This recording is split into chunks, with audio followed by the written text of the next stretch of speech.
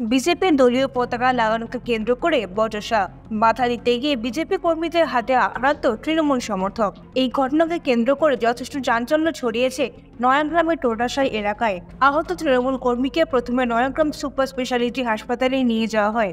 সেখানে তার অবস্থার অবনতি ঘটায় মেদিনীপুর কলেজে তাকে স্থানান্তরিত করা হয়।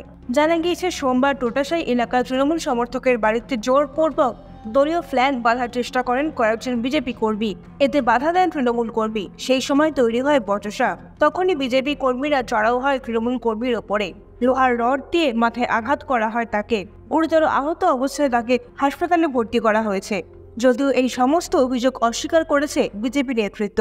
অভিমন্যু সিং, পূর্ণ সিং আর বুদ্ধদেব সিং মাঠিয়া উঠতে রড দিয়ে মেরেছি। আমার বাড়ির কাছে ওরা বিজেপি ফ্ল্যাগ গাড়ছিল। আমি বাধা দিতে যাওয়াই আমাদের মেরেছি, মাথায় মেরেছে, কানটা কেটে গেছি, কানে মেরেছি, এখন মাথা ব্যথা করছে। এবার সেই টোটাসের পার্টি অফিসের সামনে এরা অনেকেই ছিলেন, কিন্তু দুপুর হওয়ার ফ্যামিলির সঙ্গে সবাই কিন্তু খাওয়া দাওয়ার জন্য তবে এখানে এই একা ছিলেন। ওর সঙ্গে আরেকজন ছেলে ছিল, ওর নামটা আমার ঠিক জানা নেই, কিন্তু হঠাৎ করে আচমকা 6 থেকে 7 জন তার মধ্যে পিওনিয়ন সশস্ত্র যারা ওরা আত্মস্ত্র ছিল, শাবল লাঠি ছিল, অতটা চিনতে দেখতে পেয়েছে যে এই আচমকা এর উপরে অ্যাটাক করে এদের মাটিকে ফেলে মানে আঘাত করা হয়। ভিত্তিহীন অভিযোগ। ঘটনাটা সম্পর্কে আমি জানলাম, একটু আগেই অবগত হলাম। এখন লোকসভা নির্বাচন ঘোষণা হয়েছে, আমাদের কর্মীরা বুথে বুথে ফ্ল্যাগ, ব্যানার ও দেওয়াল লিখনে কাজ শুরু করেছে।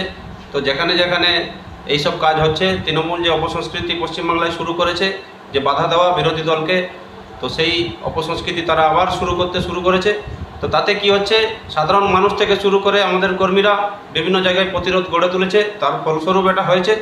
তো এই ঘটনাটা কাম্য নয়, সে যে দলের রাজনৈতিক কর্মী হোক না কেন, এটা গণতন্ত্রের এই পরবে এটা কাম্য নয়।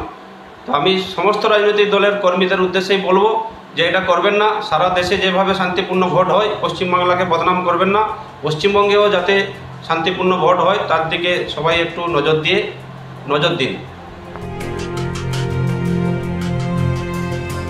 নয়াগ্রাম থেকে নিজস্ব প্রতিনিধির রিপোর্ট, এএনএম নিউজ। আরও খবরের আপডেট পেতে সাবস্ক্রাইব করুন আমাদের ইউটিউব চ্যানেলটি আর বেল আইকনে ক্লিক করুন নোটিফিকেশনস পেতে।